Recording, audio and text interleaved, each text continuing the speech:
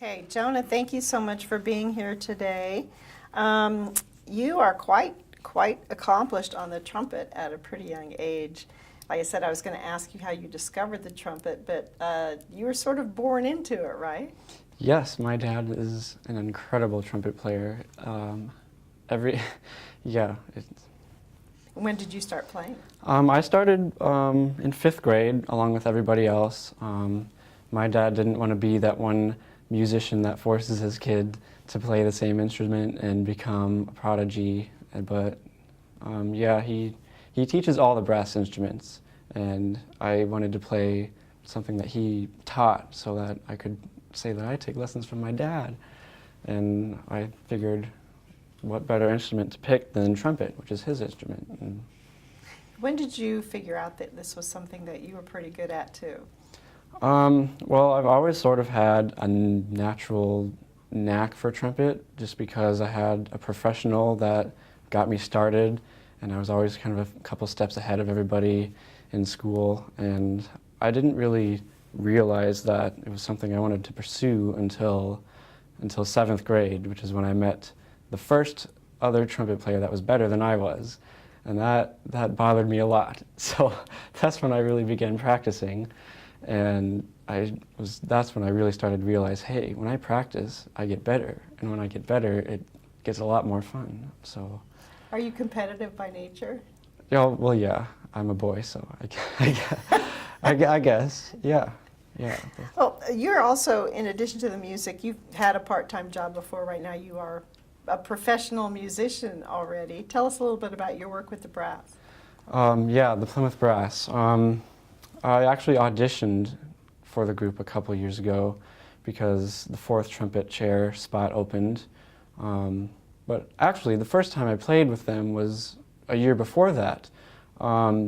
Since my dad is the leader of the group, and since his son is also a pretty good trumpet player, they all just thought it'd be a good idea to have me come and play a little solo. And I did that, and that was my first experience with the brass. But then I auditioned and didn't get in, but then the next year I was added to the group as a member, as 4th trumpet. Yeah. I was going to ask you another question. I totally forgot. Are you the youngest person ever to be a regular member of the group? I don't know officially. I think the Plymouth Brass actually started as a student group, which is when my dad was one of the first members, I believe. But I don't know. That's a good question. You'll have to find out. Yeah. Well, you're also an athlete, at least when you're not injured. How do you find time to fit everything into your schedule? Well, I don't know. I guess I don't have a lot of time to kick back and relax, but I don't know. Everything fits within 24 hours every day. I don't know. How many hours do you practice a day? Well, not nearly as much as I wish I could, because trumpet is a very physically demanding instrument, and you know, these little muscles can only take so much of the metal on this side and the teeth on the other side of the lips. But probably I end up playing, including school ensembles,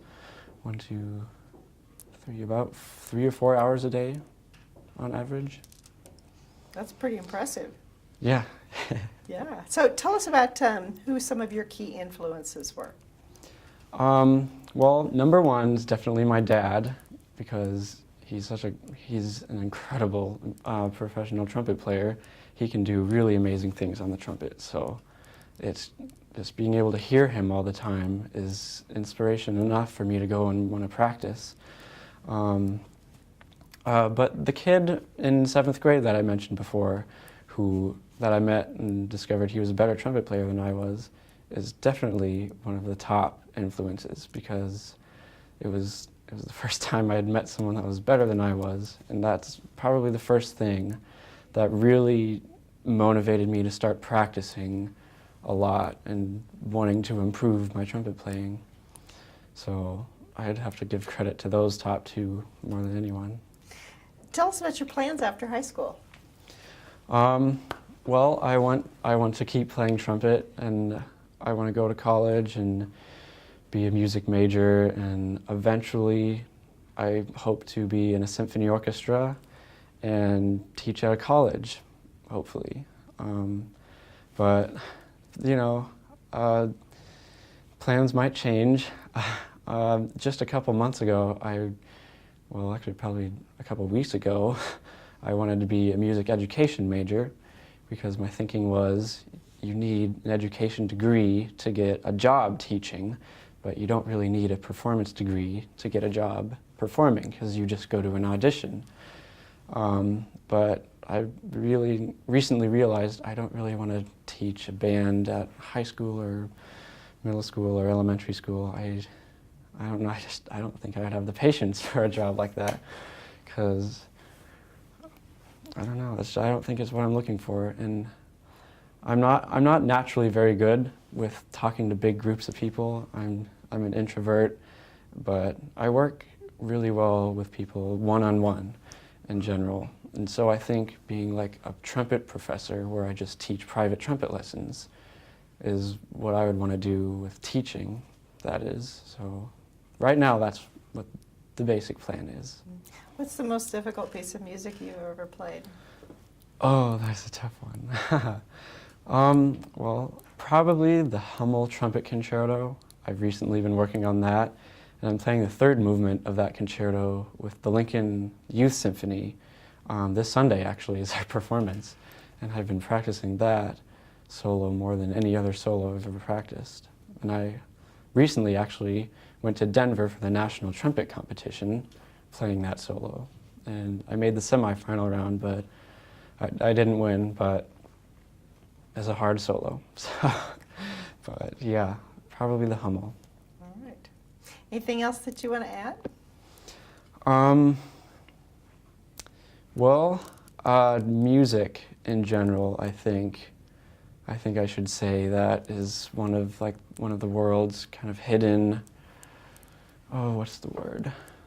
Hidden beauties that just the more I've been learning about music, the more I love it, and the more I've realized that it's just a really magical thing that I think everybody should learn something about in their lifetime. Because, you know, everybody likes music in some form, but I think everybody should learn about it a little more so they can discover some of the more deep magic things about it. So. Speaking of magic, who's your favorite wizard? My favorite wizard? I think I'll have to go with Albus Dumbledore from Harry Potter, just because, I don't know, I love the Harry Potter books and the movies, and he's always been kind of my favorite in that series. What makes him your favorite? Oh, I don't know. He always has really cool lines, and I guess he's just kind of the character you can't go wrong with. He's the one of the story that like kind of makes you feel safe as like a movie watcher, because you know, especially in the first couple movies when Harry Potter and the kids are really young and the danger comes, but they're like, oh, we're safe though because Dumbledore's here.